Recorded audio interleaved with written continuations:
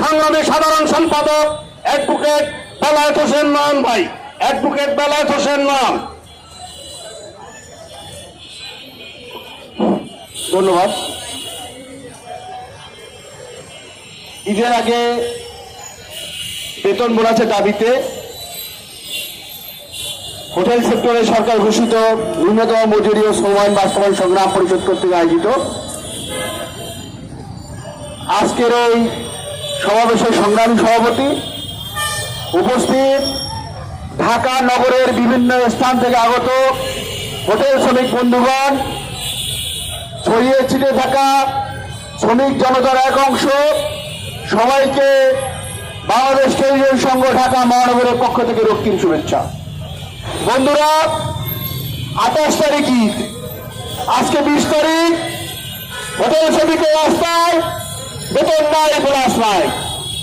মাসের শেষের দিকে ঈদ, ঈদের পূর্বে বাড়ি যেতে হবে। মালিক বলছে ঈদের দিন বোনাস দেব, বেতন তো তারপরে। যে শ্রমিক বাড়ি যাবে তার সন্তান তাকিয়ে আছে, বাবা আসবে বাড়িতে। কারো ভাই তাকিয়ে আছে, ভাই আসবে বাড়িতে। বাড়িতে দিচ্ছে মা বাবা তাকিয়ে আছে, সন্তান আসবে। বছর শেষে কি হবে? বাসায় ভালো মন্দ কিছু রান্না করা হবে, সবাই মিলে পরিবার পরিজন নিয়ে খাবো। ঠিক সেই সময়ে মুনাফালোভী মালিক গোষ্ঠী শ্রমিকদেরকে বেতন বোনাস না দিয়ে বাড়ি যেতে বাধ্য করছে। বন্ধুরা, শ্রমিকরা যদি এই দাবিতে আজকে রাস্তায় নেবে, রাস্তায় অবরোধ করে, তাহলে পুলিশ আসবে, রাষ্ট্রীয় পেট্রোল বাহিনী আসবে তাদেরকে পিটানোর জন্য। বলবে রাস্তায় বিশৃঙ্খলা করা হয়েছে।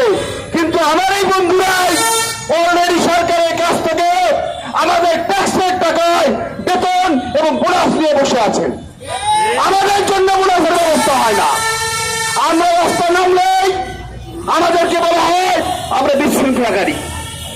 আইন দেখার জন্য সরকারি দপ্তর রয়েছে, দপ্তরে কর্মকর্তারা রয়েছে। ঈদের আগে তারা বিভিন্ন হোটেলে যাবেন, গিয়ে বলবেন বোনাস দিয়েছেন, আমাকে একটি প্যাকেট দেন। কি নির্লজ্জ এই সকল কর্মকর্তারা এই সকল হোটেল থেকে প্যাকেট নিয়ে আসবে। শ্রমিকদের জন্য বেতন হয়েছে কিনা, বোনাস হয়েছে কিনা সেদিকে লক্ষ্য রাখবে না।